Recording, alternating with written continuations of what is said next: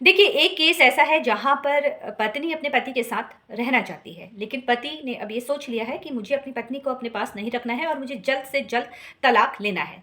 अगर ऐसी सिचुएशन आपके साथ भी है जहाँ पर पत्नी अपने पति को तलाक नहीं देना चाह रही है और पति अपनी पत्नी के साथ नहीं रहना चाहता है और वहाँ पर वो चाहता है कि जल्द से जल्द तलाक हो, तो ये वीडियो आपके लिए काफ़ी महत्वपूर्ण होने वाला है। इसलिए इस वीडियो को आपको अंत तक देखना है।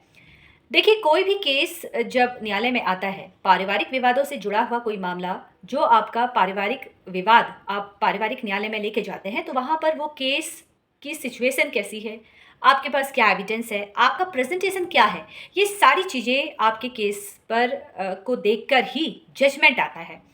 आपकी सिचुएशन किस तरह से है? जैसे कि अगर एक महिला है, एक महिला जो अपने ससुराल में रहती है, ससुराल में रहने के बावजूद उसके पति ने उससे तलाक की माँग की है।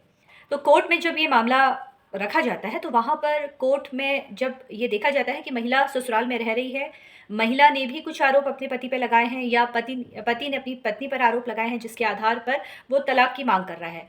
ऐसी सिचुएशन के बाद भी महिला उस घर पे है, जहाँ पर पति के द्वारा भरण-पोषण नहीं दिया जा रहा है, जहाँ पर एक महिला अपने बच्चों का ध्यान दे रही है, ज़िम्मेदारी सारी उठा रही है, तो ऐसी सिचुएशन में आसानी से तलाक नहीं मिलता है।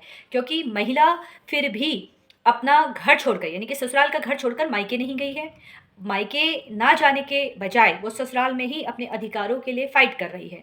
तो यहाँ पर इस तरह की परिस्थितियाँ हैं, तो वहाँ पर आसानी से तलाक नहीं होता है। लेकिन अगर महिला मायके में जाकर चली जाती है, पति ये कहता है कि मैं तुम्हें मायके छोड़ के आता हूँ, या नाराज़ हो गई पत्नी और मायके चले गई कि मैं तुम्हें तलाक नहीं दूँगी, मायके में बैठी है पत्नी, उसके बावजूद क्या तलाक लिया जा सकता है पति के द्वारा?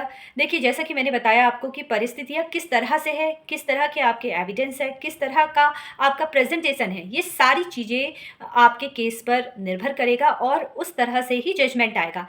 ससुराल में अगर पत्नी है, वहाँ से पति फाइट कर रहा है केस, जहाँ पर उसने ससुराल में रहकर ही आपकी पत्नी आपके साथ है। एक ही घर से पति या तो घर छोड़कर चला गया है या वहीं रहकर वो तलाक के लिए केस फाइट कर रहा है, तो वहाँ पर आसानी से पति को तलाक नहीं मिलता है। और बच्चे अगर माँ के साथ हैं, तो वहाँ पर भी कोर्ट के द्वारा देखा जाता है कि बच्चों का हित क्या है, किस तरह से महिला टेक केयर कर रही है बच्चों की, किस तरह से चाइल्ड कस्टडी अगर महिला के पास है तो बच्चों का वो ध्यान रखती है। ये सारी चीज़ें परिस्थितियों पर निर्भर करती है और उसके आधार पर ही कोर्ट के द्वारा जजमेंट दिया जाता है। दूसरा कि जैसा मैंने आपको बताया, एविडेंस। एविडेंस भी बहुत महत्वपूर्ण होते हैं किसी केस के लिए। तलाक मिलना सिचुएशन और एविडेंस दोनों पर निर्भर करता है। कभी-कभी सबूत आपके पास है, लेकिन आपकी सिचुएशन इस तरह की है जहाँ पर कोर्ट के द्वारा बच्चों का हित देखा जा रहा है, तो वहाँ पर तलाक के मामले खारिज कर दिए जाते हैं। तलाक के लिए अगर आपके पास पर्याप्त सबूत है, जहाँ पर आप ये दिखा रहे हैं कि भई आपकी पत्नी कहती है कि मैं तलाक नहीं दूँगी, लेकिन आपने कुछ ऐसे वीडियो दिखाए हैं जहाँ पर पत्नी मारपीट कर रही है, गाली-गलौज कर रही है, या इस तरह से महिला का अत्याचार आपके ऊपर हो रहा है, जिसको आधार बनाकर आप न्यायालय गए, या महिला अडल्टरी पे है।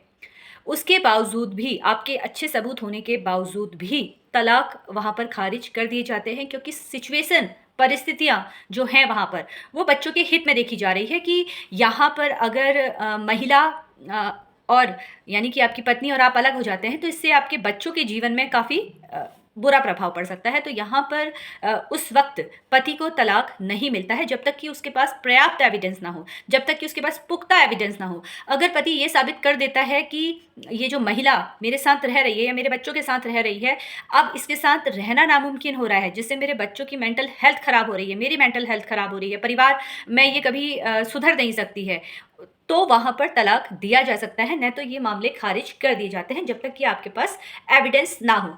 अब इसको एक उदाहरण के तौर पर मैं आपको बताती हूँ। अगर पत्नी मान लेते हैं अडल्ट्री पे है, अवैध संबंधों में है, एक ही घर पे रह रहे हैं, 2 बच्चे भी हैं, आप हैं। अब अडल्ट्री का कोई प्रूफ़ आपके पास है नहीं, लेकिन आप ग्राउंड बना देते हैं। जब भी तलाक लेना, अगर अडल्ट्री के बेस पर आप जा रहे हैं कोर्ट में, तो वहाँ पर आपको मानसिक हिंसा भी आपको वहाँ पर दिखानी पड़ेगी कि आपके साथ अत्याचार हो रहा है, घर पर मेंटल हेल्थ आपकी ख़राब हो रही है। अडल्ट्री को कोर्ट में साबित करना थोड़ा-सा मुश्किल है, अगर आपके पास पर्याप्त सबूत नहीं है तो।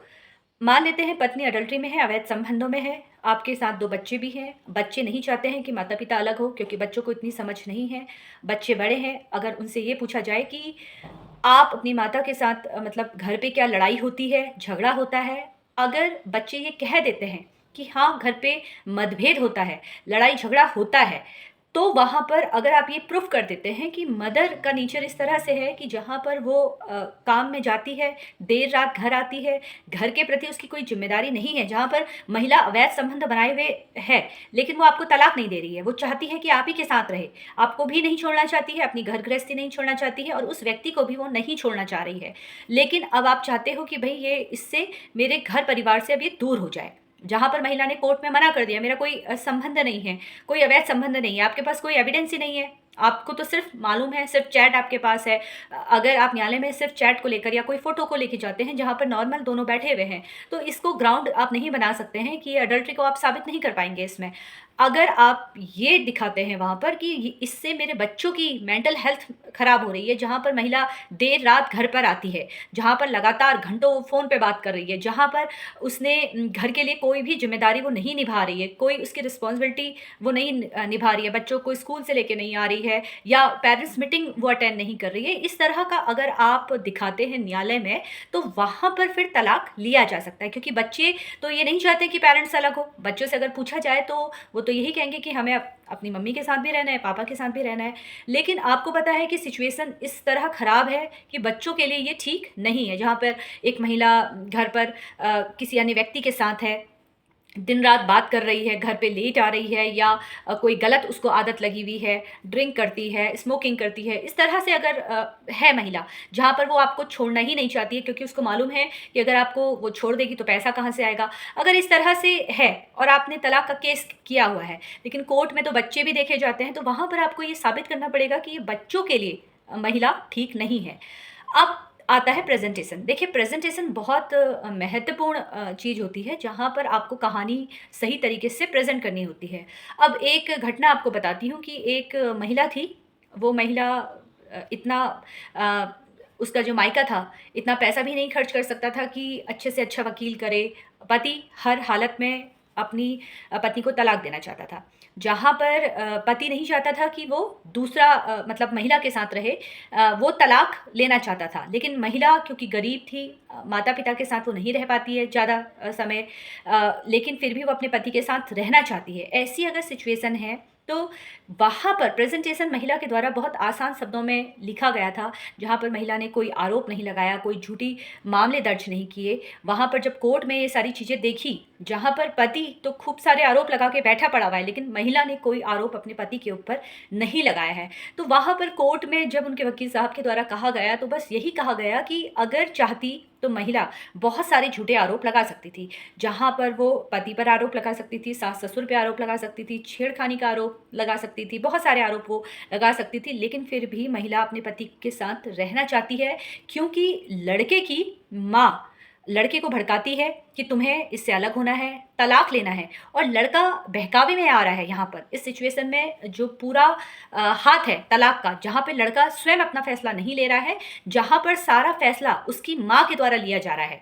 तो वहाँ पर एक सिंपल सी जो सिचुएशन हुई थी, जो घटना घटित हुई थी, उसको उनके वकील साहब ने इस तरह से प्रेज़ेंट किया कि जज साहब को जितने भी सबूत थे, और जो भी सिचुएशन थी और जो भी प्रेजेंटेशन थी, वहाँ पर उस पति की याचिका खारिज हो गई, तलाक की याचिका खारिज हो गई। इसलिए एविडेंस, सिचुएशन और प्रेजेंटेशन किसी भी केस के लिए बहुत महत्वपूर्ण है। पत्नी रहना चाह रही है, पति नहीं रख रहा है, क्योंकि कभी कभी ऐसा भी होता है कि पति को कहीं ना कहीं भड़काया जाता है कि तुम्हें अब इस लड़की के साथ नहीं रहना है, तुम्हारे लिए हम दूसरा विवाह करेंगे, वो उससे बेटर होगी।